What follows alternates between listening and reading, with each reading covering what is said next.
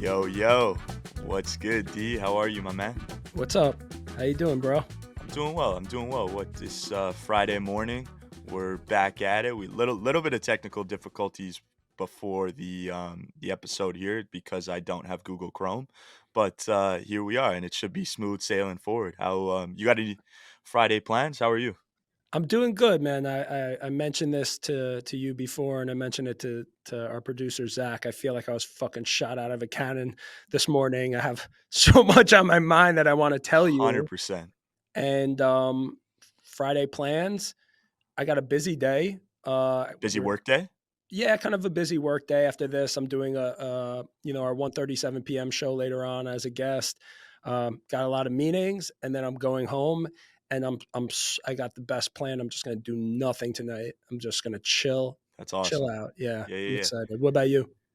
Yeah, just quickly on that meeting piece, actually, I saw something super interesting on LinkedIn yesterday. Avery, like this head and CEO of Vayner 3, just came out with a transition to like Vayner 3's model in the sense that every Tuesday and Thursday they're banning all internal meetings.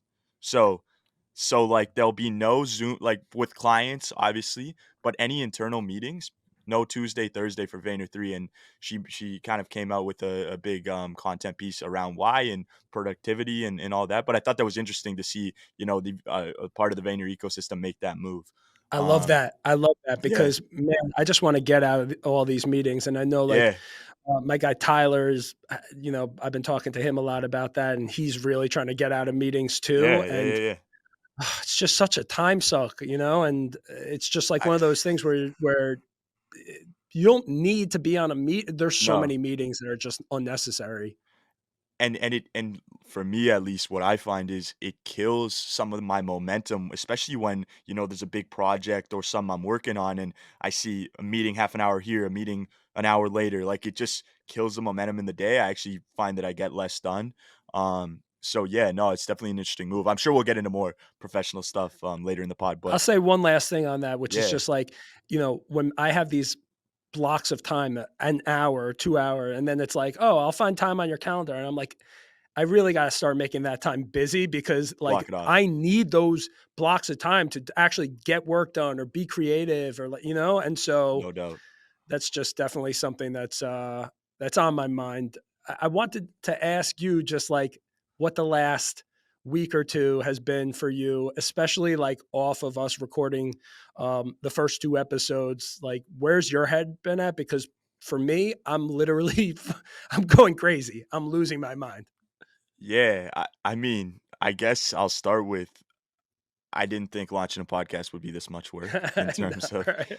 all the pieces and everyone helping out in the back end. And, I think especially for this, we were talking yesterday, but like going through old pods, seeing what we need to cut, seeing what we need to clip, and then like also wanting to read all these books and listen to all these podcasts. Like I'm finding there's not enough time in the day, as well as just being super critical of we're watching it back. You're probably judging yourself. I'm judging myself. I told you that when I was going through and saying like clips to cut, 75-80% were mine because again, you're more critical of yourself. I didn't want to like ruin one of your thoughts, even though potentially you were rambling on, but I want you like it was kind of a situation where I want you to be the one saying you're rambling on, whereas I know when I'm rambling on. But yeah, man, I think that both of us um, just need to chill out a bit. This is a learning experience for both of us. So that's For that's kind of where my head's at. How about you? I mean, for sure, and I think it's probably normal where like, for example, I hate the sound of my own voice, and I'm sure a lot of people, deal with that same thing. And Really? What yeah, what like why is that though? Like what's your I don't rationale? know, like I just hear my own voice, and I'm just like, shut up, like, like I don't, and Okay. I, honestly, it's just again, I think it's something that probably a lot of people deal with, but like I made a list of things that like I was critical about of over the last 2 weeks, and so for hit me with example, it. Yeah, yeah, yeah. yeah, like we I know you mentioned this to me, but like saying certain words. So the word like, we Definitely. probably dropped the word like 300 times, the word crazy. every single thing we described as crazy. I told you this yesterday, but we said at the end of the day, at one sequence, we said at the end of the day, I think 10 times in the span of 30 seconds. We were getting You were super philosophical for sure. super philosophical, and then I just like, and I know this about myself. Sometimes I can be inarticulate, like I can't get the words out. I call myself a marble mouth because like I'm making this point and then I'm like trying to finish it and like you're the one that's coming in to like finish my sentence because I can't even get it out. And then I'll say one last thing, which is just, we did this pilot episode, which was in person, Yep. and it's funny because first off, the video, like my part, we were shot where it was one video was on me and one video was on you, right? And my video is like not super clear, but I was also like shot from the side in profile, Yeah. and and it just that's you have like your bad side and like your Oh, good you thought that was side. your bad side? Just shooting me from the side, like I have I have a schnoz, you know what I mean? And so like having me the entire time from the side, I might as well have been just doing the podcast completely naked. Like that's how I felt. I felt very vulnerable. And so the long story short, and we'll get into it at the end of the day. We'll get into it later on, but I think it's just this thing of being like overly critical and wanting it to be perfect, and this is our baby, and so we're listening back and we're trying to figure out where the clips are and where the edits are, and we'll Yep. get there, we'll get there. So it's just we'll Yeah, get yo, there. I guess, my question would be, do you spend all last night looking up synonyms for crazy and at the end of the day, or, like, No, fuck, I just no, said, like yeah, I it's, know, we're gonna just keep doing it. That's the truth, and I guess we'll get better over time of not saying those words, those filler words. But I'm off crazy. You'll be hearing a lot of "awesome," "That's awesome," or shit like that from me, but I'm off the word crazy. If I say that, I'll, every listener, uh, 20 cents from me we're if I say it again. gonna have a Um, mason jar. yeah, yeah, no doubt. But yeah, man, I think that's where we're at right now in terms of the pod. I'm excited for this episode. To your point, woke up juiced, feel like we're ready to roll. A little bit of technical difficulties, but definitely don't feel scrambled, feeling good. So yeah, I mean, should we jump into the put on segments and get into the mean bones of the pod? Yeah, let's put each other onto some shit.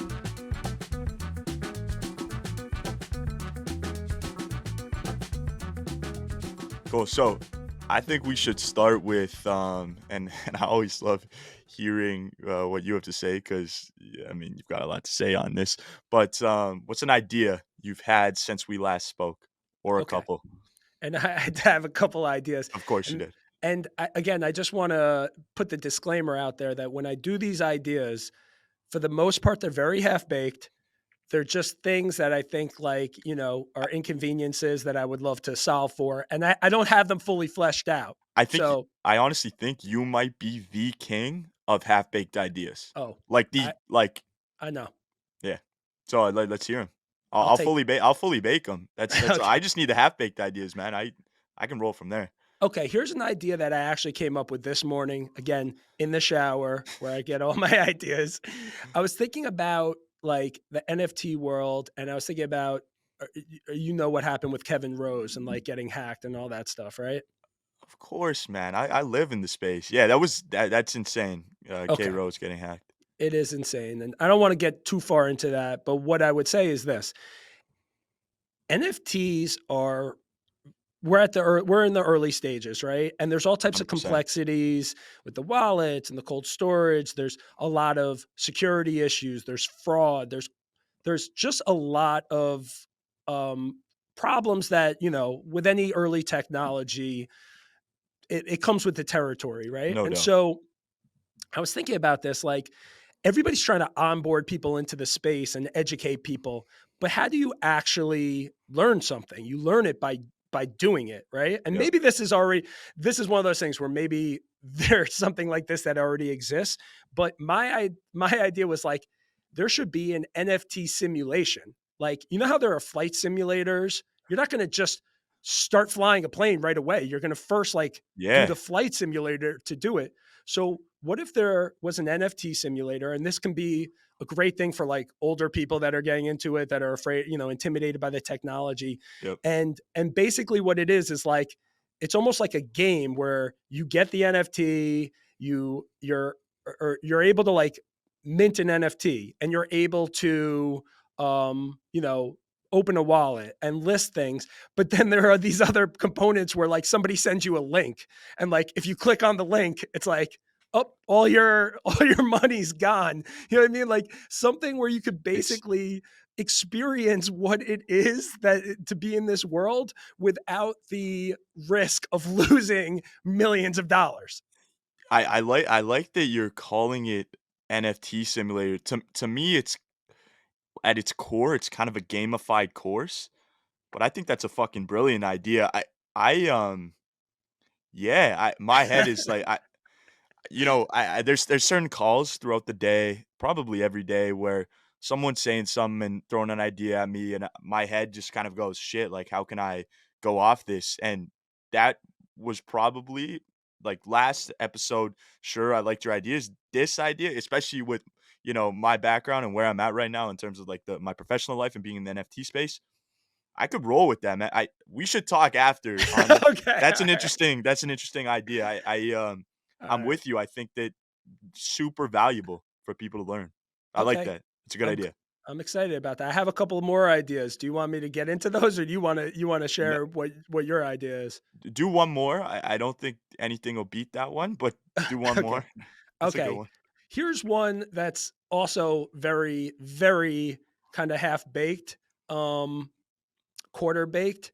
And again, I don't have like, there needs to be some science applied here, but okay, like I was thinking about weed, right? And just like smoking weed, and like obviously in New York it's now legalized, and my own issues with weed of just Yeah, eating, of just like brought that up. smoking and eating Yeah, and yeah, having the yeah. munchies.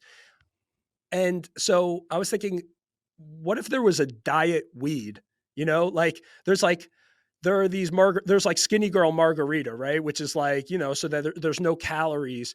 But what if some sort of scientist figured out a weed that didn't give you the munchies? And like, I know that's sometimes it's part of the fun, but I just feel like there's probably a huge market out there for people that would like to smoke, but wouldn't like to actually eat. And so if somebody Yeah. could develop a strain and call it diet weed, I just think I think it's a I think it's $1 billion idea. Yeah, again, you might be batting 1,000 right now. That's not bad. Harder said than done probably. I can't even wrap my head around how someone would go about that, but I mean, definitely there are scientists that can figure that out, right? Like it's just like, they must, yeah. get in there with the microscope and the petri dish and just And go modify at the it and weed. see. Yeah. Yeah. Yeah, no, I hear you on that. When you say though that, the diet weed, is this something where you would use all like are there specific days that you're like, "Oh, I want the munchies," or would this be something that you would utilize every time? It- Honestly, I think there's definitely times where I'm just like, I don't want to eat like an animal tonight, and it's definitely been one of these things that's been top of mind lately for me, and we might get into it a little bit later when we talk maybe bad habits again. But um I also just think like outside of myself, there are probably people, that are concerned about their health or their weight, or and but they like smoking, and they like, they're users of cannabis, and I just feel like there's probably a market for diet weed. Like there's a market for 0 calorie everything, and diet drinks, and so I just feel like uh there's probably a market for this too. That's where I would leave it. I haven't really Yeah. thought any other than that. I guess quickly, Yeah. and you might have wanted to touch on it later, but what's your go-to snack or munchie? My go-to snack or munchie. My favorite my favorite snack, I'm very much like either an ice cream or ice pop type of guy, I and had you as a so cookies guy. well, I'm a cookies guy too, but I'm like all the above. When you ask me what my favorite snack is, it's literally the most impossible question I could answer, you Ice know? cream, though, is your answer. I'm a big coffee ice cream guy. Like, right Coffee ice cream. oh, that's Haagen-Dazs coffee ice cream is my number 1, See, like, I have you as just because you say it so much, I have you as a half-baked, Ben& and Jerry's half-baked. half-baked, I You know love the flavor? half-baked. Oh, Yeah, of of course, course. that's Yeah, yeah. yeah. But I get kinda sick of that. Coffee, the Haagen-Dazs coffee ice cream I always go to. If you looked in my freezer right now, maybe I'll take a picture when I go home. I have so many different types of, like, ice cream and ice pops going on in there. I feel like in terms of what's in my place right now, we're the opposite, man. I have no chips, no fucking cookies, no ice cream, no honestly, if I went up and was like, "Yo, let me indulge in something," I couldn't find anything in my pantry or fridge that I would be like, "Oh, this is super bad for" like, I mean, just straight junk. Uh, So well, that's why you're much healthier than me, and and that is gonna be the topic of the habits conversation. But I'll just say this: I have mango pops in there right now. I have creamsicles. I have Creamsicles and mini Mango Pops are top 2. I have Very mini good. cones right now, cookies and cream flavored. I have root That's way beer. too much, man. I know, Way I'm too literally much. out of control, and it's just when I get into a supermarket, I'm, like, compulsive, like, I can't I can't control myself when I'm in the freezer aisle, like, I'm like a kid in a candy store. I'm a kid in a ice cream store. I would set a challenge for you to be next time you're in the supermarket or grocery store, every bad thing you buy, ice cream, chips, whatever, you have to couple that with something that's healthy. So, and that'll, I mean, typically, you know, or fruits, organic or not, like things like that are more expensive than, just straight junk. So I would challenge you to, it's got to be a one for one. Maybe you already It's a do good that, you but know what? I respect that, but what I'd say is it's not a good challenge for me because I already do that. I get the fruits and stuff. What I really need to do is just stop buying the, all of that shit, and then I'll be much better off, but, can I give you one more idea, one while it's on my mind? yeah,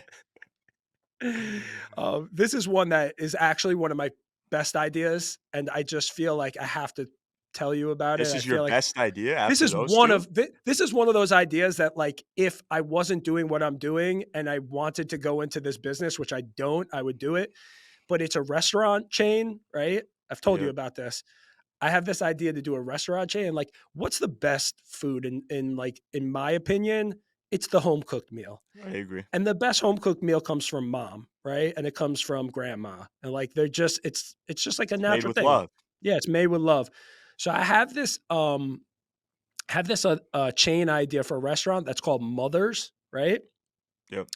And then it would be like Mother's Italian, Mother's Chinese, Oh, there's Mexican. I hear you. Mother's Mexican, like Mother's like a Jewish one, like with that style of food. And basically the idea being that all the chefs and all the people that are in the kitchen are mothers or grandmothers, right? Obviously those are mothers too. But and then you're getting a home cooked meal for whatever the cuisine is, whatever the nationality cuisine is. I just feel like that would kill because like I would love to go to like any sort of home cooked style like restaurant of that particular, cuisine. I think, and you didn't mention it in Italian, Mexican, a Jewish style. I think Greek. what would kill Yeah. and where I would be going first if this franchise came out is like a Southern style, Oh, um, mac and cheese, ribs. I go to Texas and find one of these spots. We're laughing. We're laughing. That would be yeah. amazing.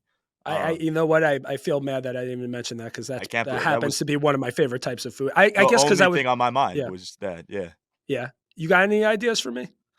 I do. Yeah, maybe not as good as you. I enjoyed your ideas today. I think that Okay, was I cool. think you killed the segment today. Um, but yeah, I got a couple. Both a bit more, uh, maybe easier to I don't know, easier to execute than diet weed for sure. Okay. Um, but so one of them is this golden food truck idea. So hear me out.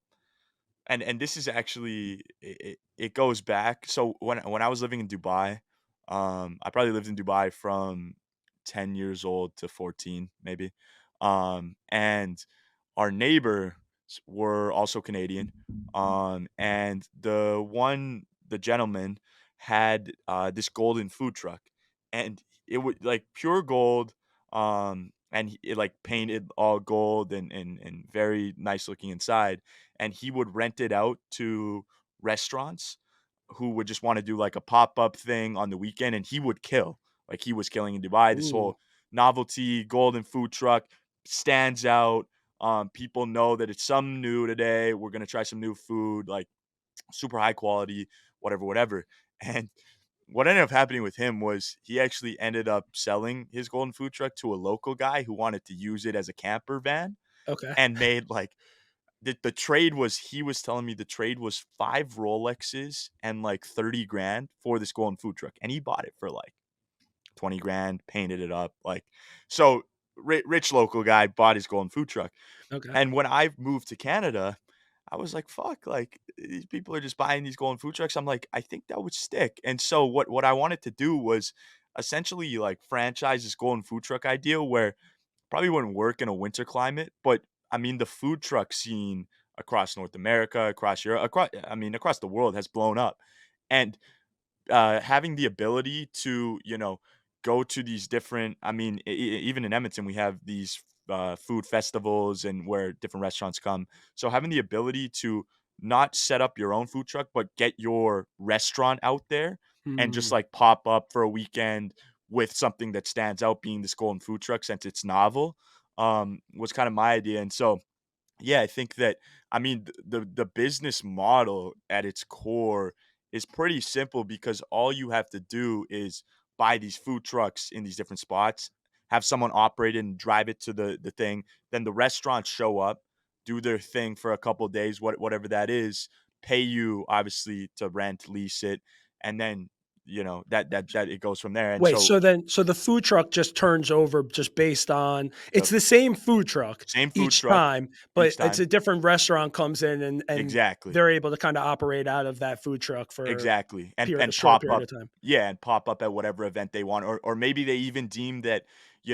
this one street in San Francisco, for example, is hustling, Monday to Friday, and they feel like their margins are good, and they wanna pop up there for weeks, like, we can accommodate that. I So think that it's a pop-up restaurant for f but for food trucks, basically, right? and yes, and it's a golden food truck, and the hope is that, again, going off this guy, that down What is the gold part of it, though? What do you mean it's a gold like, it looks gold? It is gold? fully painted gold, Okay. like, it looks gold. Again, it's because to me, it's like every other food truck, like, looks the same, whatever, it's branded, whatever. Yeah. Golden food truck is fucking novel in my opinion, and if we can brand ourselves correctly, I go out and I see a golden food truck, I'm like, that's gonna be good quality food, and it's something interesting. Let me like, I'm just saying the golden food truck is kind of like the eye candy, and I jump to that golden food truck. So that's why the gold. But yeah, it's to me, it's basic enough to execute. It's just like, I mean, I don't know. I think it's a good idea. I actually like it a lot, and I have an idea that I was gonna tell you about today that was a food truck one that, like Really? it was on the lesser scale of my ideas. It was more so around I remember during during COVID, during the pandemic, when everybody was in their houses, I always thought, like, there should be a truck that comes around. Well, at that time, it Kinda was like an like ice cream truck? well, yeah, like an ice cream truck that would be like during COVID, it was like that would have paper towels and that would have like toilet paper and that would have Oh, like like a those type of things. yeah, And then it evolved into why isn't there a food truck that goes around the neighborhood, like in the suburbs, that like on the weekends that has like iced coffees and bagels and like breakfast breakfast stuff. things, Yeah. like because I would roll outside at, like an ice cream truck, like if I heard the little jingle, the breakfast jingle, like the ice cream truck jingle, You I'd be jump like, up? oh yeah, I would jump up and I'd run outside, get myself, a nice coffee on a hot summer day. But Yeah. I'm down with food truck ideas. Cool, yeah, I feel like that's such an American thing that you just said because here in -40 Celsius, you guys do Fahrenheit, which is stupid, but, no, here, no one's rolling out of bed to jump outside for a bagel. I don't really eat bagels here. Maybe Montreal. Other than I Yeah, know because you're a the big fan of Montreal Montreal. bagel, bro. But yeah, I So know. good. But I mean, Not into them. where I'm from, you know, it's warm coffee, not iced coffee, and it's, pancakes with maple syrup, eh? Like, that's what I get. Um, but yeah, I have one more idea, and then, Yeah, and then let's go. Let's go that's there. it on my ideas. Yeah. But so to kind of, go off of your NFT idea, I obviously play in the blockchain space, and this is some people are already doing this. They just haven't executed, and I think that there's room here to come in and pioneer. But so I think that small businesses, I mean, I don't know how many New York have a crazy amount, but small businesses are popping up left, right, and center across the world, you know, and I think something that they're always thinking about is consumer loyalty and that brand equity. So what I want to come in and do, and my idea is introducing a loyalty rewards program similar like Starbucks has just done it, but having it be a B2B app where I come in, I've got this app, I license it out to a business for 3, 6, or 12-month term, and what they're able to do is I spin up a QR code for them or however that looks, the user experience looks. It's not, again, this half-baked idea. Mhm. So, the local 5 coffee shops, let's say. I go to them, I say, "This is what I've got. I've got this app," and what you're gonna do is an individual comes in, scans it, and it'll show their order on this app. So let's say I get a coffee and a bagel. It shows what I got. I can track what I like. Let's say I go to this place 5 times a month. I'm tracking what I got. I got 5 coffees. Bang, on the 5th coffee, it's interactive, so it flips to something else and says, "Today coffee's on us." Or, Ooh. like, just interesting little tidbits that they can add that'll keep that person coming back because I feel like, you know, in our day-to-day, depending on if you have a routine or not, but if you're, in your professional life and you're actually going in the office and have to go in every day, you've probably got a routine where, I go to this coffee shop every day because I like it, it's the best coffee, or maybe I mix it up. I think Yeah. for those people who mix it up, who are, I mean, that market is massive. And so I think that, adding a little bit of spice to their day in terms of like, man, it makes someone's day to go in and be like, oh shit, I just got a free coffee. I'm coming back here. Like, if they're going to be doing this. And I think that, it'll just put certain businesses a step ahead and build that consumer loyalty. So again, half baked, I think that it can be spread across several industries, but there's some fun there that Well, I'm you're thinking saying through. half baked, but when I hear that, I feel like that is coming. That is coming very like sooner than later. You know what I mean? Like that feels like that should already be a thing in a way, I'm and trying to kind of execute, man. Yeah. I know it makes a lot of sense. I can see kind of things going in that direction, and so I would say that to me feels like one of the more fully baked ideas as opposed to like a half baked idea. I just think I agree. I just think that there's an angle there that for me at least is half baked in terms of like if I can come in with this spin and either like something interactive or gamify it, that's the half baked thing for me. Like the product and the tech is baked, Yeah. but yeah, there's something there that I'm, maybe again we can talk after on I that. think But you're on the I think you're on the verge of a very good idea right there.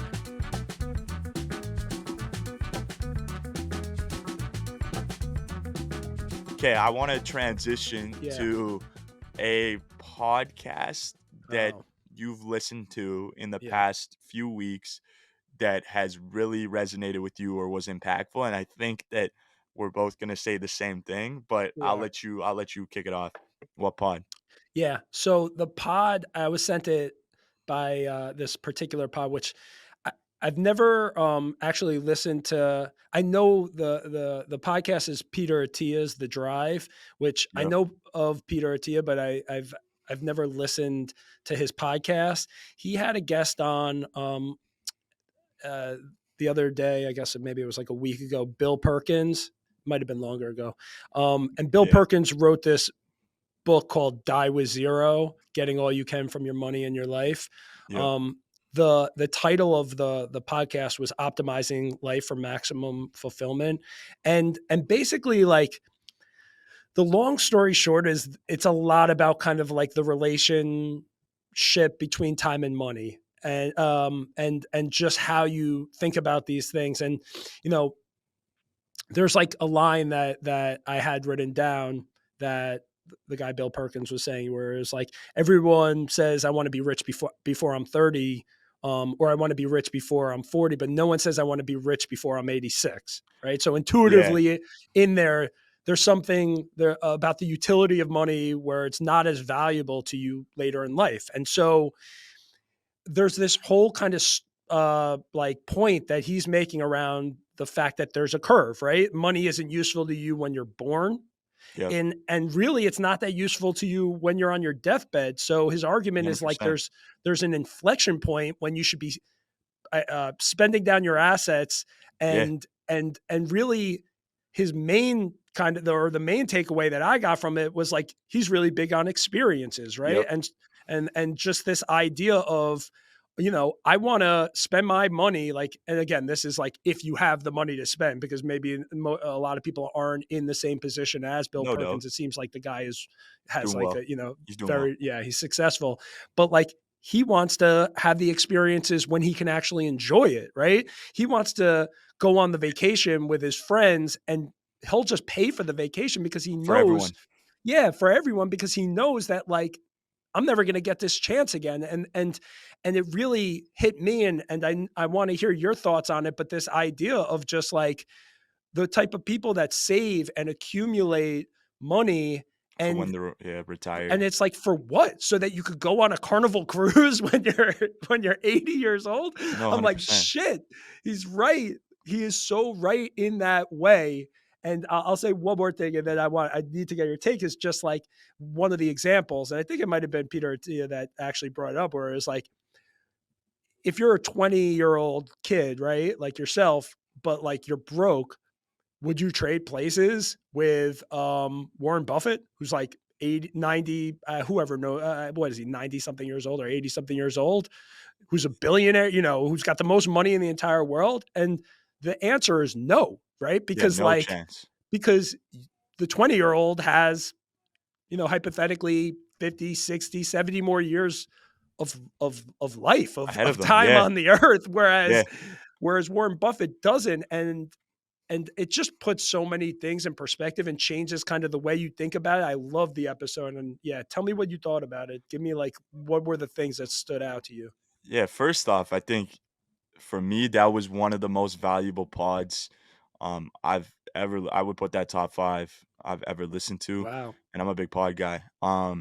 But yeah, I think his take on something that stuck with me that he said towards the beginning, what is, and I quote, "Time, health, and experiences, um, money is just a conduit to trade between these resources. So these are the 3 resources of life, and money is used to trade between them." So I think something that was interesting that he was going on about was like, you know, certain experiences belong at certain points in your life, Right. and once you're older and maybe you become autopilot with money, and made an example to Peter Attia in saying that he was talking about, this family who went on an African safari when their kids were younger. Yeah. And it's, those are expensive, man. It was, he was saying it was 30K, right? Yeah. And Peter Attia was kind of like, 30K is a lot of money, Bill. People got to work a long time for that. And yeah, it's tough to do that with a family, and you got to save for later. And he was just kind of like, do you think you're gonna have $30,000 when you're on your deathbed when you die? And he's like, yeah, hopefully. And then so Bill's point was, well, then you can fucking spend it now. Right. Like you just building the bank of experiences, and having that, something that you're never gonna get again because your kids are never gonna be that old again.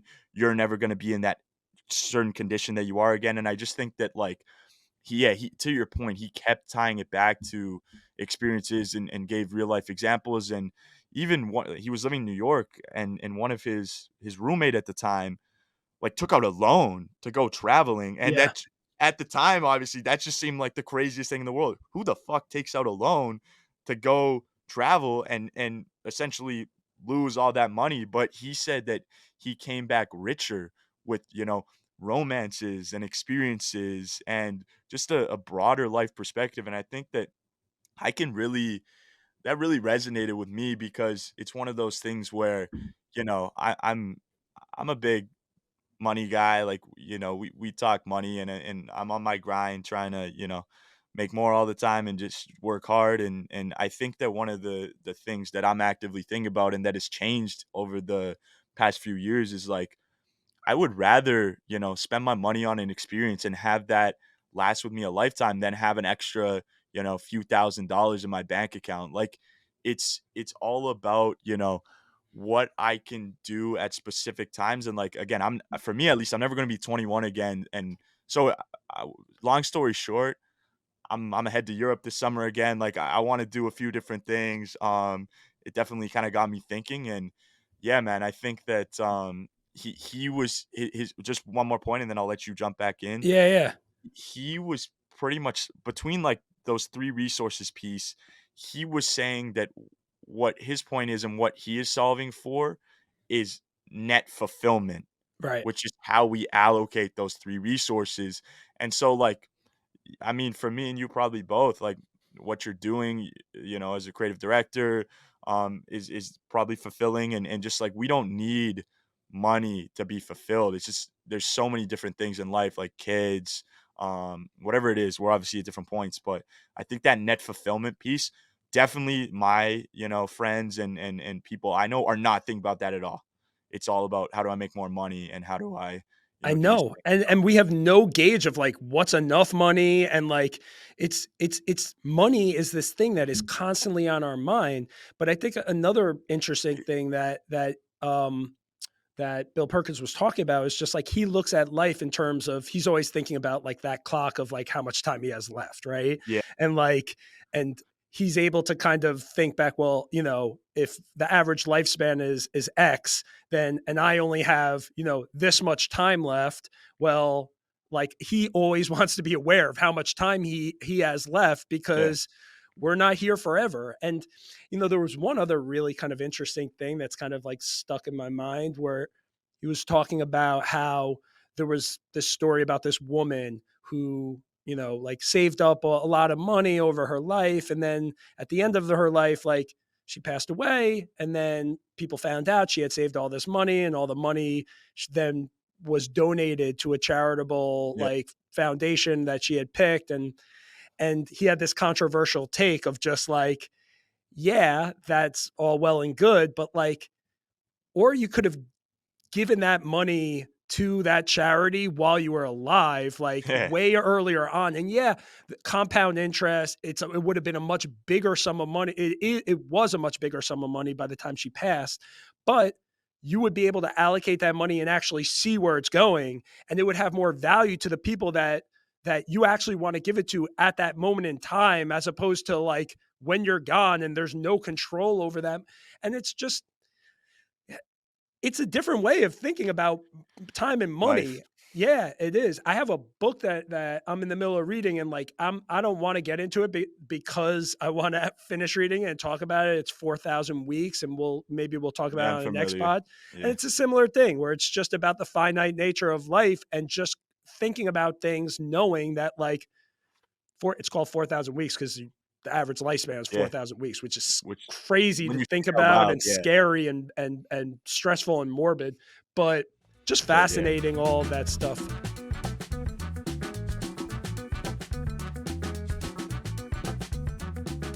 But I would like to ask you about, well, either a memorable show, a movie, or a clip that you watched recently that you're thinking about.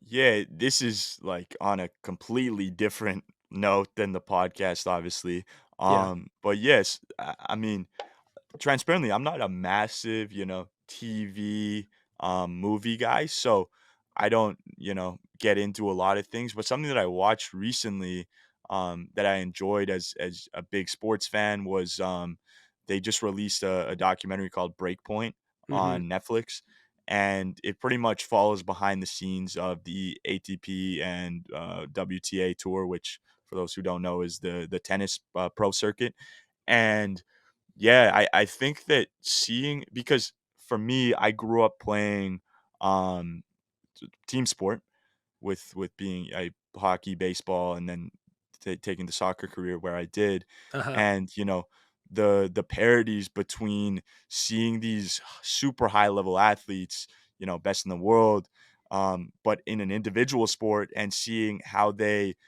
interact with their coaches and how they interact with their team and how they interact with themselves, like the mental state. You have no one to pick you up. Right. Like you're in a match, you're in your own thoughts. Like it's all you. Whereas when I play team sport, you're fighting for the team. Like we're out there, and one constructive word from myself to my center back, for example, changes the course of his match. Versus in this situation, like just that compete needs to be all intrinsic. And Mhm. I yeah, I think I think for anyone who's a sports fan, definitely recommend watching Breakpoint and just taking it in just as like a competitor and just seeing, the mental side of the game as well as the physical and seeing, how fucking legit these athletes actually are.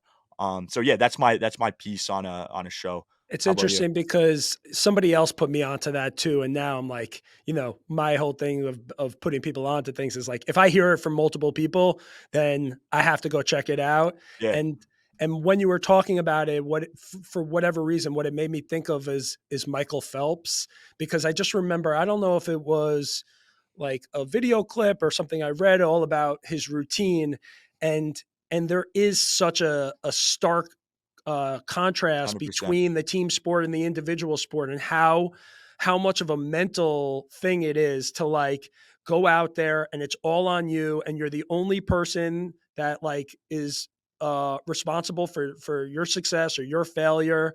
And so I would love to watch it. I'm not the biggest tennis guy, admittedly, That's fair.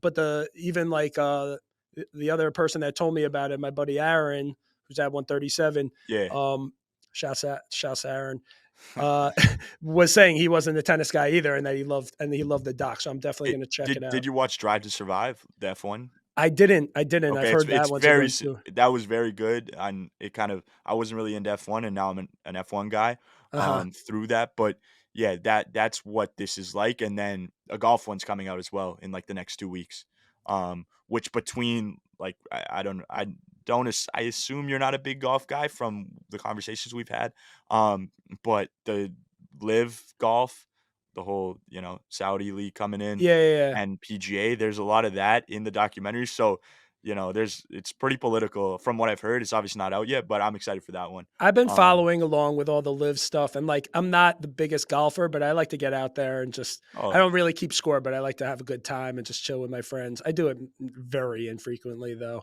Um, let me let's hear yours. Yeah, like mine, I haven't watched a lot of movies or shows, but I did see a clip that I thought was really funny from Jimmy Fallon the Okay. other day. I think I Yeah. sent it to you, which was Yeah, I saw it.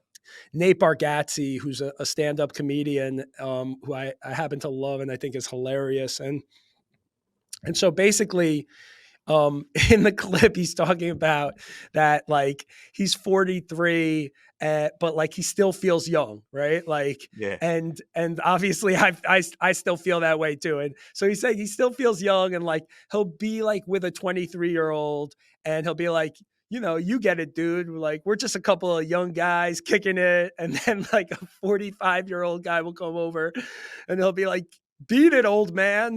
Like, like, I can't believe that guy had the nerve to come hang with us young guys.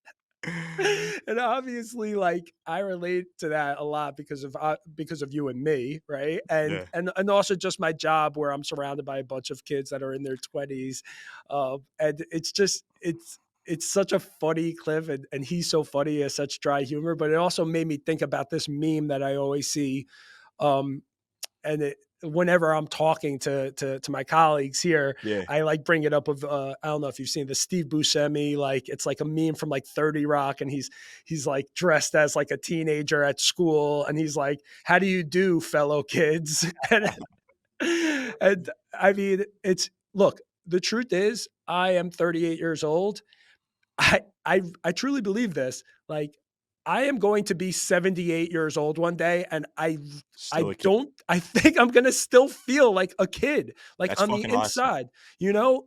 It hasn't changed that way, and Stay young. so, yeah, like, I'm young at heart, but I'm also, like, I don't know, I can't relate to the idea of, like, acting my age, because Yeah, I hear you. I'm a kid. I am literally a kid. I will always have that childish mentality in my mind. And I just off that clip, I respect the fuck out of, older individuals like yourself, 38, 40, 50, whatever, who can kick it with us young guns. And I think that, you know, through I've had probably, I mean, bro, like transparently, the a couple of the old jobs I worked at, like my boss was like maybe 40, 45, few kids, we're in completely different stage of life. And like yeah, he's one of my bet like, we're going to Vegas and, like and it's just, like, he's one of the like, there's some older dudes who are, like, part of the boys, Yeah. and it's, like,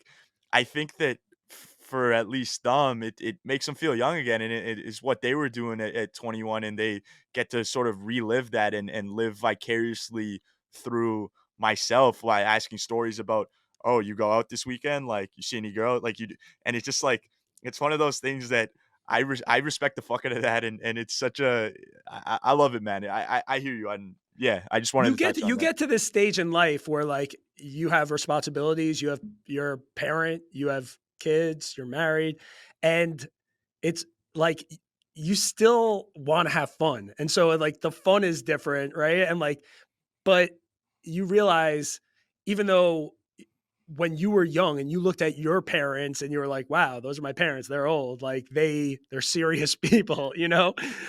Once you become a parent, you then think about your parents in a different light and you're like, "Oh shit. They were probably going out and, partying Oh, still and like they didn't know what they were fucking doing either." Like yeah. that's Yeah, yeah, yeah. so it's, again, it comes back to perspective.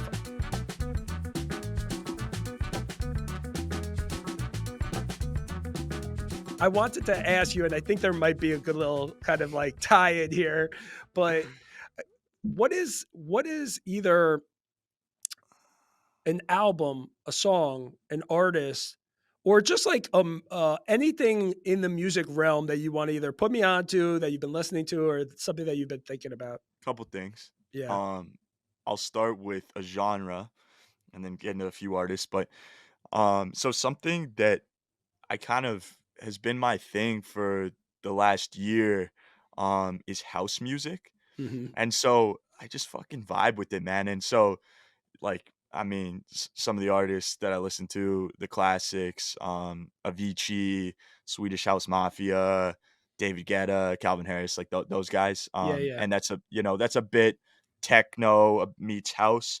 I also think too, like for example, Drake's last album, honestly, Nevermind was pretty house, man. Like Yeah. he went different, a different route than Is all it his other house albums. or is it like trance in a way? I guess I would say it falls under the house genre, Hmm. but I could get behind it being trance. But no, just and bro, my favorite bop, and I'll tie this back to a story. But so I was in Europe last summer, and I went to Italy for a wedding, and then ended up in Croatia. And one of my buddies is from Croatia, and we would, I hadn't been out in Europe anywhere probably in a few years, and we would go to the club every night, like different spots, and go at 12 and stays open till 6 7 a.m. And I just remember, man, like the DJs are always bumping house music, and it's a different vibe over there than the North American vibe in DJs here. But so, It's not like the uns. yeah, no, no, no, Okay. no. And so, man, there was one point where there was probably like 500 people in this club, and you know, it's 5 a.m. and the DJ's like vibing. It's a good night, like we're all chilling, everyone's dancing, everyone's having a good time, and he pauses for a second, and everyone's got like, oh, the music cut, like everyone's kind of like looks up, and he kind of like gives like a head nod, and then fucking gets back into it. It was like I forget what song it was, this one like, kind of, like, techno-ish song, but bro, what happened was he plays the music again, I'm looking around, there's 500 people in here, and it's on beat, everyone. Yeah, like, yo, so ever since that moment, when I came back, I couldn't listen to normal music, I couldn't listen to the radio. I needed to play, like, these just vibe house songs where I would be in the car and I would just, like, find myself, like, constantly, like, moving. Like, it's just a little jive. It's Yeah, nothing crazy, it's a little jive, and I'm like, "Yo, like, it's a bop." Like, I'm just like I just wanna, like, kinda jump up and down, like, bro, here, like, people getting all these crazy dance moves and all that shit, yeah, like, there, bro, everyone's just, like, one arm up, like, little side to side and yeah. on beat, and so and the one song I remember, you should definitely go listen to this after because I want you to feel like going like this. It's Okay. called, "We Are Never Coming Home" by Kungs, and, yeah, it's like, "We are never coming home, and it's yeah, bro, you gotta listen I to it, can but watch you do this thing all day long, bro. yeah, so the house music genre is, on my mind and, yeah, bro, just such a such a fun vibe. Wait, can I tell you something just off of that? Sure. So, yeah, and like I was just kind of mentioning this before, where it's like, I'm a parent. And so for me, like, I don't get out much. Like, my social life is very much going to dinner with like another Which couple, which is fun. which is fun. It is fun. But like I think it was maybe 2 weeks ago, um, I have a friend who had a 40th birthday party. And it was like known going in, it's going to be a rager. Fucking Like, right. get the kids, babysitter, or Yeah, yeah, yeah. like have them sleep at whatever. Like, we're gonna pregame, we're gonna go to this thing. Oh, okay. Yeah. Yeah, yeah, So we yeah. went out. It was a rager. It was so much fun. And at one point in the night, like after everybody was kind of had a couple of drinks and was like, loose dance floor, like people started getting on the dance floor and started dancing, myself included. And one of my friends, my buddy Jay, just turned to me and he was just like, dancing is so funny when you think about it, like how strange it is. You're like, they're playing music and everybody's just like kind of like Moving. Yeah. moving to the music. And I hadn't like thought about that in a while, of just the idea of dancing and just like Yeah. moving, gyrating your body. And like, I love, there's nothing that I love more than just like getting a couple drinks in me, whatever, like having a good time and getting on the dance floor, but Oh, I only if the love music dancing. only if the music is right, right? Because like if the 100%. music isn't right, then like I can't do it. And I don't know. I just thought it was funny, the idea of Yeah. just, if you really think about dancing just in general, it is kind of strange, right? Like a Yeah. little bit. I think I mean, it's obviously a form of expression. I think it's an art. For most of us, it's not. But I mean, you see what some of these people can do on, Dancing with the Stars, just so you think you can dance. Like it's just it's beautiful. Like it's Yeah, like it art, is. man. So yeah, but I hear you on that dancing piece. I would say it's hit or miss.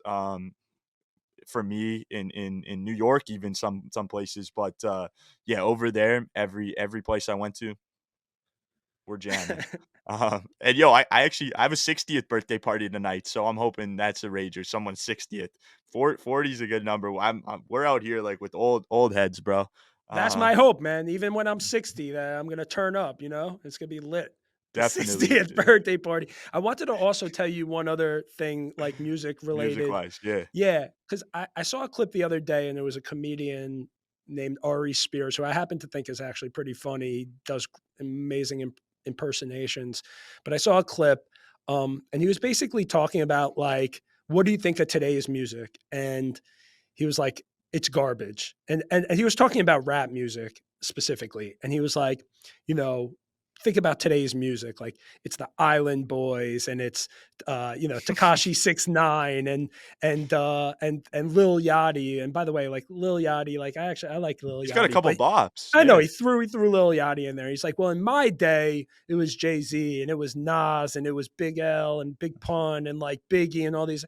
And Yeah, yeah. I was just like, man, this is such a whack take in my mind, like such like a lazy take. And it's so funny how people always think about the music of their time period as like the golden age of music, right? Like, first off, come on. If you're going to talk about today's rappers, like talk about Kendrick, talk about Cole, talk about Drake, talk about Migos, Yeah, right? yeah. Like you're comparing the That's a best ridiculous rappers comparison. from then to like the Island Boys and to like come on, I've dude. never heard one Island Boys song, so that's bullshit, but yeah. Right, right. I know, but it is this thing where like people that, especially people like from my generation that were born in the '90s, when it relates to rap music, it is considered the golden age of rap music. And yeah, there was an incredible I could amount get behind that, of yeah. music that came out of that, that time period. But I don't know. It was just one of those things where I was just like, come on, like, why is it always why don't people realize that every single time period, there's always good and bad music. Like it's you can always find new music that is incredible, and there you Yeah. could always find music that's terrible. It's it's I just it's just like this thing where you're so nostalgic about the time where you were growing up, where music had the most profound impact on you. I think is what I think it is. No, I'm with you. Yeah, and it's that individual's perspective too, right? Like if they want to be negative, if they got a little chip on their shoulder around their time and their music, and again, it is nostalgic to them, they're gonna fight for that. So, yeah, I think it's bias.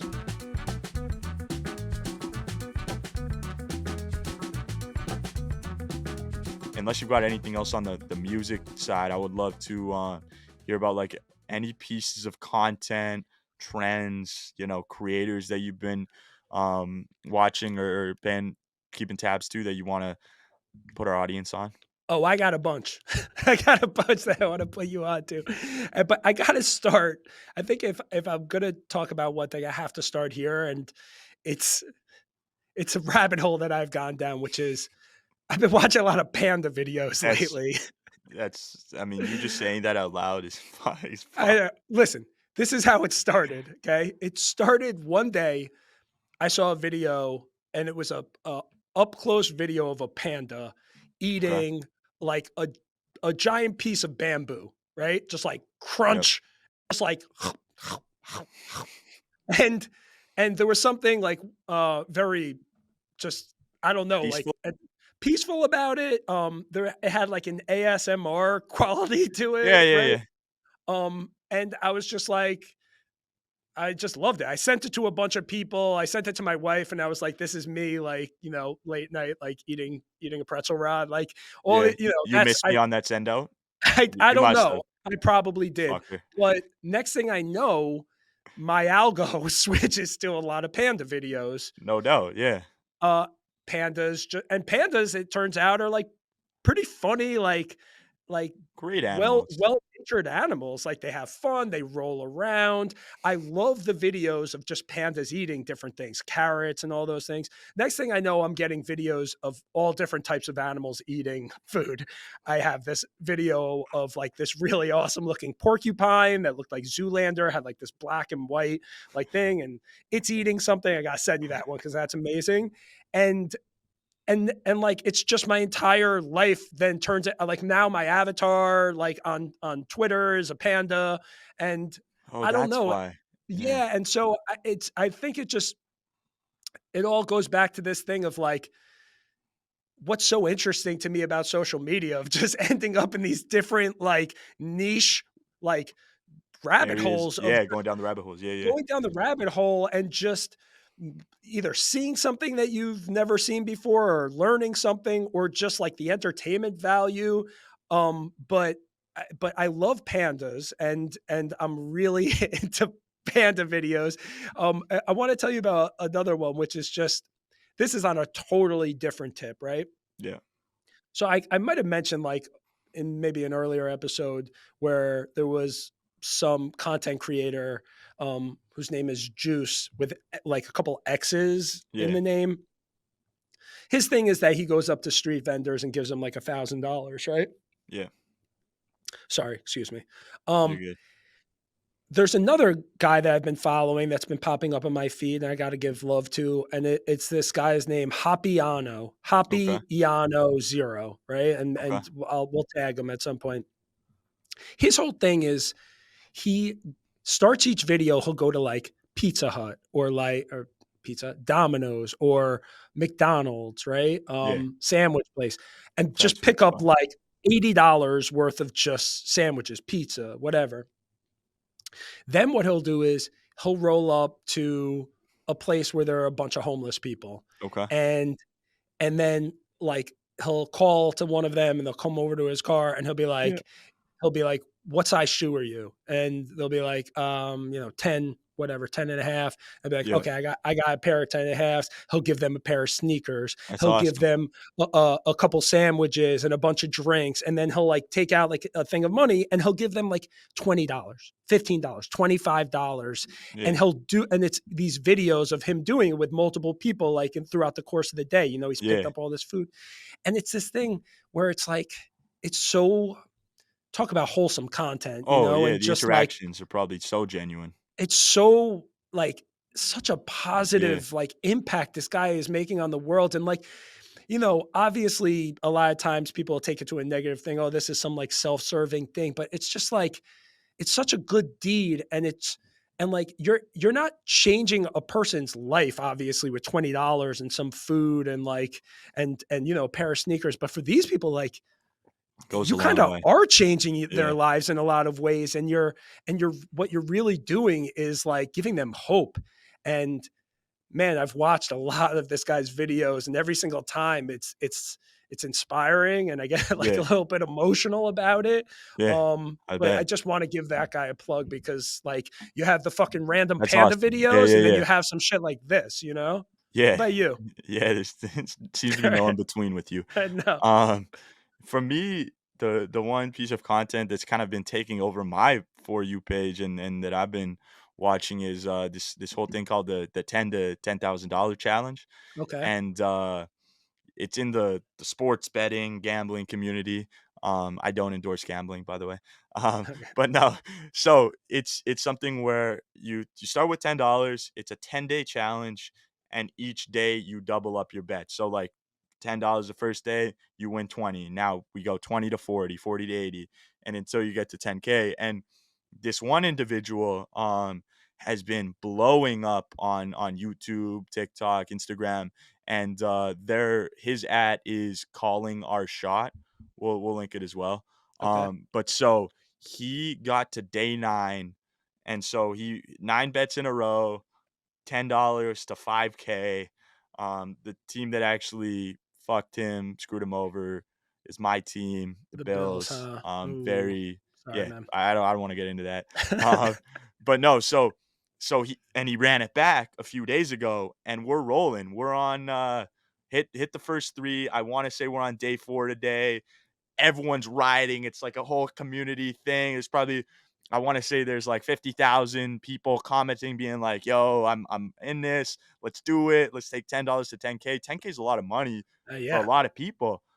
So yeah, just the fact that he's doing this for the people, and you can turn $10 into 10 grand, and everyone's kind of behind this movement and watching the games together. Like it was the Knicks Boston game last night. It was the same gamer, and just the amount of people who were tuning in just based off this guy was it's Did he cool to have the see. Knicks? Did he have the Knicks or no? So it's been player props. So Okay. it was RJ over 15 points. RJ's 3 in OT was fucking massive.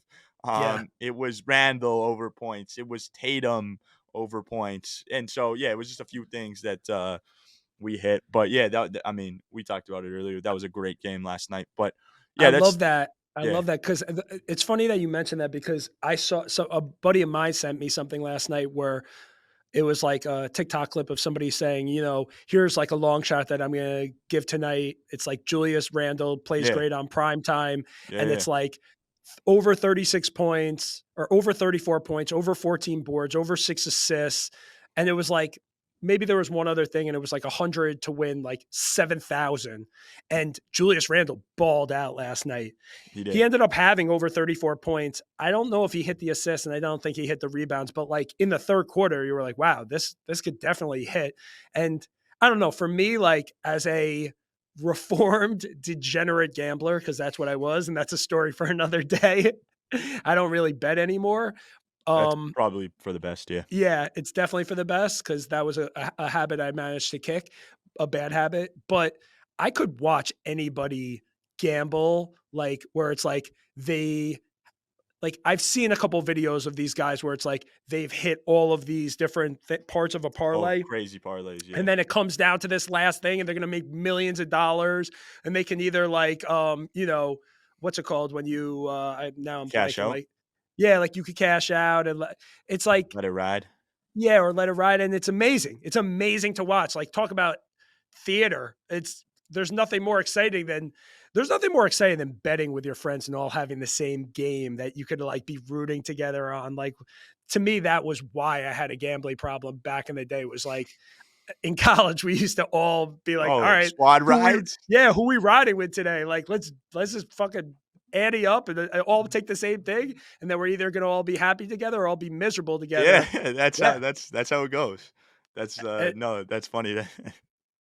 That's There's that nothing better than that, man, but, oh, wait, there might have been one other I could save it for another time. I was thinking, like, I wanna touch on this with you down the road, but, like, the other thing that I'm getting a lot of videos of is just space clips, like galaxies and okay. alien UFO sightings. I don't like there's all of that is hitting my feed right now, and again, a topic for another day, but like I remember the other day thinking like I've seen so many videos that at this point it's just like are there just aliens all over the like are they just all over the place and like there's too many videos at this point and too many of these stories. I can't even get into it right now because I don't because Yeah, I have yeah, I have a lot to talk about.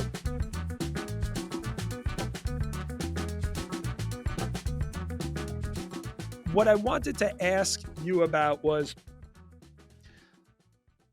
what is something that you're doing right now? I know I'm just like I'm going where we go kind of like from every one different topic to direction, yes. another topic, every direction. But you know, we talk about a lot of funny stuff. We talk a lot about a lot of content.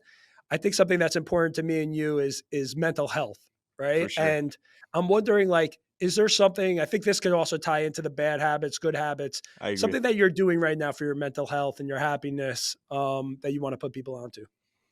Yeah, yeah, so I would say for me, something that I'm doing is probably 5 to 10 times throughout the day, I will either just come out of a meeting or it'll be a night and I'll be at the golf sim or playing footy or whatever.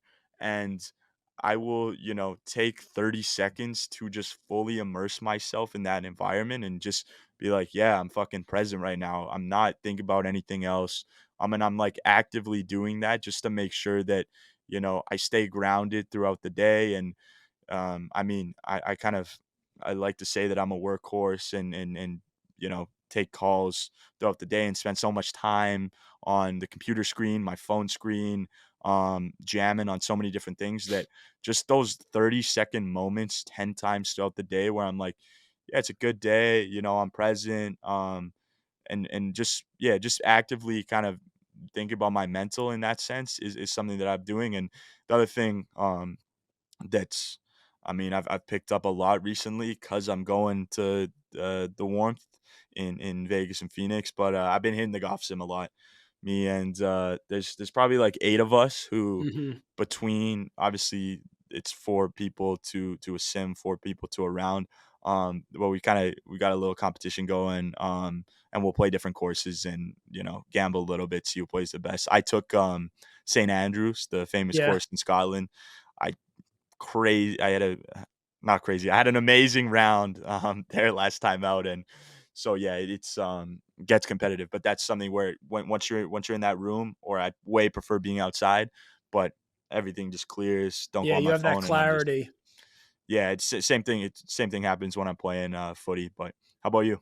Well, What's it's you know, my thing that I do and well, let me just take a step back. Something that like I'm thinking about just off of what you're saying is when I was kind of in my younger years, like in high school, one of the things that I loved to do, I had one of my closest friends, a buddy of mine named Eric, who used to live around the corner, and he used to come over and we would take a baseball like with we'd get our gloves out and we'd literally just toss a baseball back and forth to each other, not even that hard, and Yeah, just yeah, have long conversations. And yeah, like just the act of just catching and throwing, it was like yeah. relaxing. It I just, feel you. I don't know. And then separately, I had another friend, my buddy Roni, where we would just do that ping pong, same thing, just not like playing against each other, just like rally Talking and back and forth for an hour. And, like, and there is something about sports of just like where you're able to disconnect. detach and disconnect and just have that mental clarity. Because my mental health thing that I wanted to talk to you about was I have this weekly basketball game. I play Yeah, like in a pickup game that I do with a couple of my friends that live out by where I am. It's like an old man game. We're all washed up, whatever. I used to play basketball pretty seriously back in the yeah. day, um, and I was very competitive. And it turns out I'm still competitive, and That doesn't and leave. it doesn't leave. And we all live for this game because we're all the day to day in our day to day lives. Just think about all of Yeah, the responsibilities, the tasks, the stress, and so getting out there on the court, you're able to just leave it all, just leave it all behind, just play your game, and you just get lost in that. And the funny thing about it is that as much as it's so good for my mental health, there's also kind of some downsides about it, which is to the point of being competitive. If I I feel play you. bad Yeah, on a given night, I dwell on it. I go home. My wife is like, "What's wrong?" I'm like, "I don't want to talk yeah. about You don't it." want to talk. Yeah, yeah, yeah. And then a lot of times my Thursday is just shot because I'm just in my own head. It like But affects me yeah, until the next week. Whereas, you know, not for nothing, I played pretty good the other day, and like I hit a game winner, I hit a couple let's go. threes, I was feeling it, I was feeling myself, yeah, and then like I had a pep in my step, yeah, I was just like getting buckets left and right, people were like giving me dap, like great game, all that stuff, um, but the point being is like that exercise where because look, I don't really go to the gym anymore. And part of my whole thing with the gym was always just like getting on the treadmill or doing like, the weights. Yeah, And it's just a lot of it is it's boring. It's yeah. mindless. Whereas you're out there on the court and it's like you feel like you're young again and all of those things kind of get brought back up and and All those feelings. Yeah, and it's just the best. I don't know. I love it so much. I need it so much. And everybody knows Wednesday night, don't bring hit it. me up. Yeah, Yeah, don't like leave me alone from the hours of like basically like 6:30 to the rest of the night. I'm in basketball mode, like, and I- it's probably the one of my favorite things that I do outside of just going for long walks, which I do a yeah. lot too whenever I get the chance. That's the Okay. thing that's really like my mental health thing.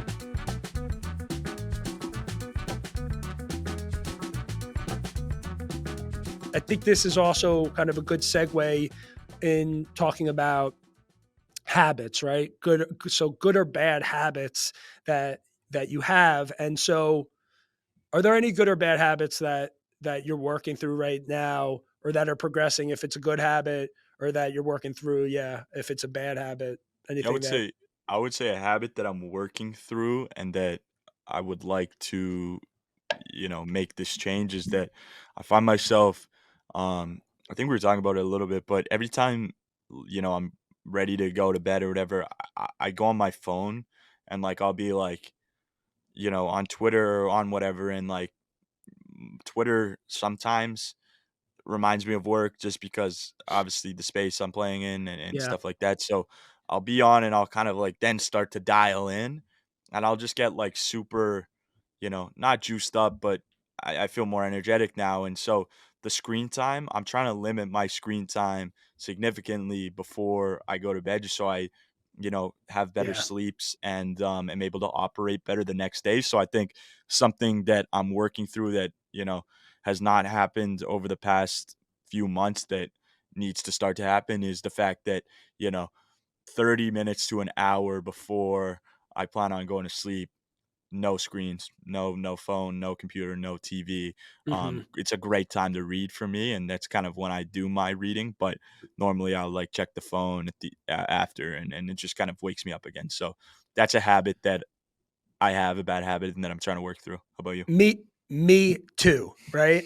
That's not the habit that I was gonna discuss, but just on that note, do you get those notifications where it's like, "This past week, you spent, like" for me, like, This amount of time on your phone, 7 screen time? hours yeah, a day of screen time, and I'm like, Your 7 yours is only hours? 7? Bro, well, 7 hours a day of on my phone? That's a shit ton of time, no? Yo, mine is, like, 12. Well, I mean, you're, like, doing work off your phone. I guess Yeah, we're all kinda doing I that to some degree. it is probably a bit different my situation than yours, yes. But yo, yeah, 7, I'd be fucking happy, man. I'd be laughing. Uh, I I know, that's all. it's No, I hear depressing. you though. I hear you. So with my habit, right? Okay, I'll give you a little kind of like anecdote, little story, which is like I love Tim Ferriss. And well, actually, let me take it even further back. I read this book by James Clear called Atomic Habits. Which did you read that book? No. Okay, great book. Honestly, it was a great book because it had a lot of really great lessons and Yeah, I've heard great practical like things. Yeah, yeah. things to take away. In terms of like, there were a lot of points while I was reading that book where I was getting a little bit bored of it, but that Okay. had a lot of really great nuggets for me, somebody that has probably more bad habits than a normal person in my mind. And then so I read the book and then I didn't do any of it, right? Because I'm just like an asshole in that way. And then I was listening to Tim Ferriss a couple weeks ago. He had James Clear on, right? And all of these things got brought back up. So I'm listening to it. And at one point, Tim Ferriss goes like, you know, obviously there's this lesson of like that I took away from your book and it made so much sense. It's like if I have the snacks in the house, if I have the chips, the bag of chips, I'm Yeah, gonna eat the bag of chips. Like, you have and to.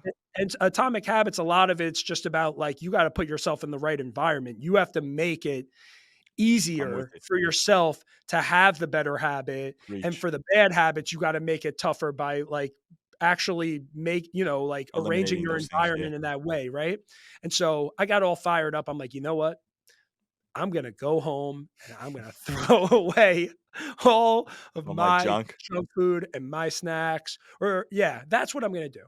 So I get home, I don't throw anything away. I'm starting to think like, I don't want to waste food. Like that's wasteful. Like there are people on this Definitely. planet that don't even have food and they're Yeah. starving. And How like, could you throw it who am out? I to throw away the food? And then like later in the night, I'm like laying in bed. I'm actually doing a good job. I'm not like snacking so much that night. My wife falls asleep.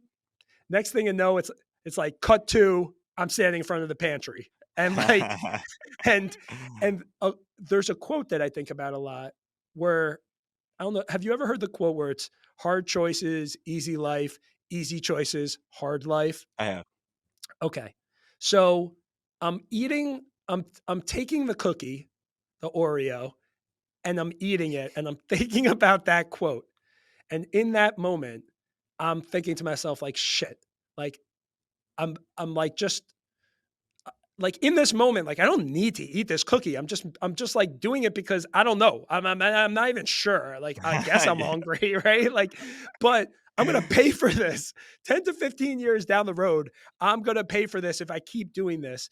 And Yeah. and it's I think it just goes back to this thing where it's like, man, self-control. Like I right now I'm struggling with it in a lot of ways where I feel good about the fact that I can observe it and that I'm aware of it, but, like, That's at step what 1, yeah. point at what point do I actually Make a put it into change. action? And I keep telling myself, like, I'm not gonna go and buy these things at the supermarket.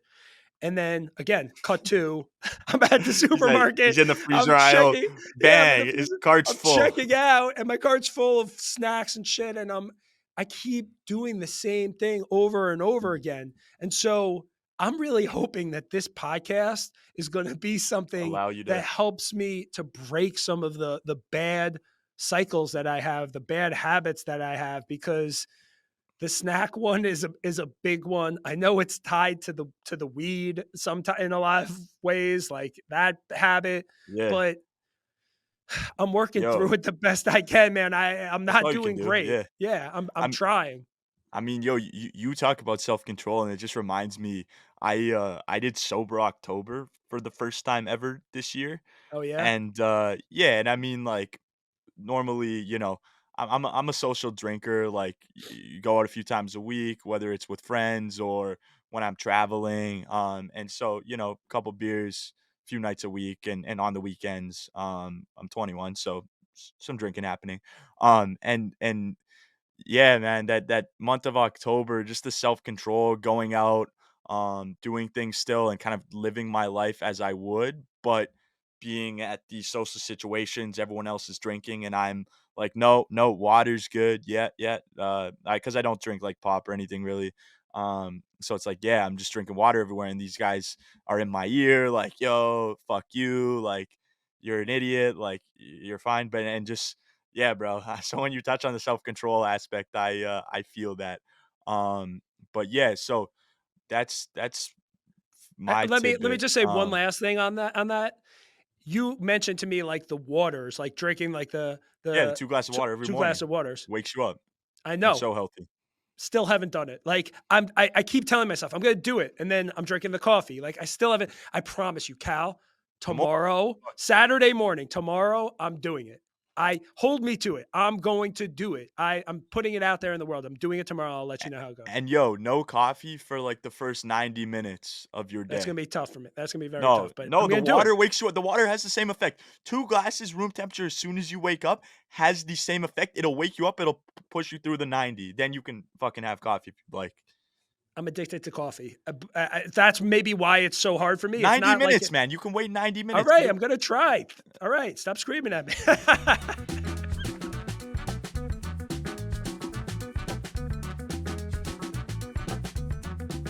Let's do Yeah. our last things. What do we got? Yeah. So, hit me with, something in your professional life, that has been a takeaway over the last couple weeks since we last spoke. Professional. Can I actually?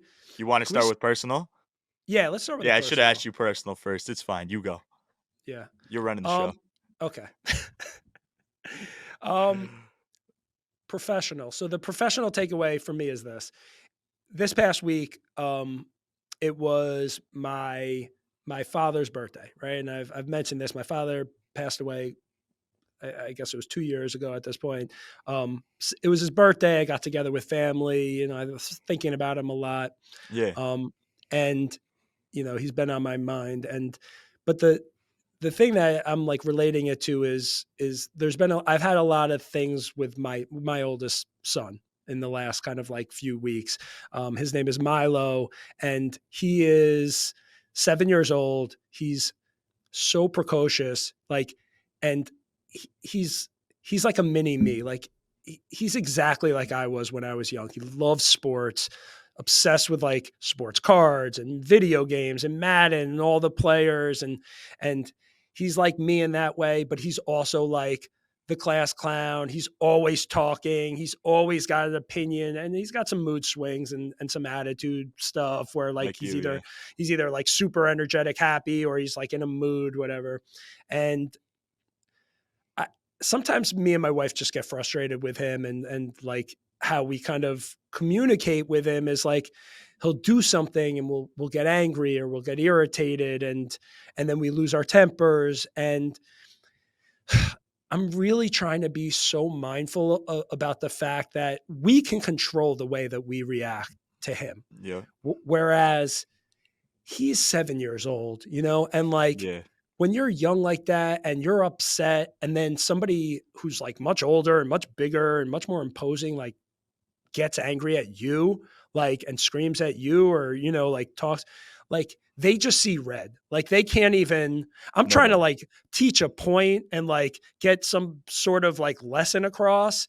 And basically there's no reasoning with him because in that moment, like he just can't hear anything, and like, and so my takeaway is this is just like it's about communication, and it's about patience, and it's about learning, you know, when is the right time to try and talk to somebody about something. Like in the heat of the moment, Yeah, it's you want to like tell somebody something or teach somebody something, and then a lot of times that's just not the right time to do it.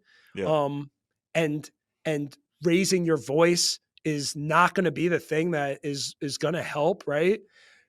You teach them when they're in a good mood, right? And when things are good, that's the teaching moment, is when you're actually able to have a conversation about it. And so my 100%. personal takeaway is just I want to do a much better job of just trying to have some perspective when it relates to my kids and be more understanding, and put myself in their shoes, because I know when I was 7 years old, I was like a little shit, man. Like I was the biggest wise ass. I was like him in so many ways, and I love him so much. And it's just it's tough, man, when you have a kid and reliving that. It's like you're Yeah. seeing the world through their eyes, and reliving what your childhood was about. So that's my personal takeaway. What's yours? Yeah, I'll take that for when I have kids, thank you. Um, no, It's my bro, it's the biggest mind fuck. Like yeah.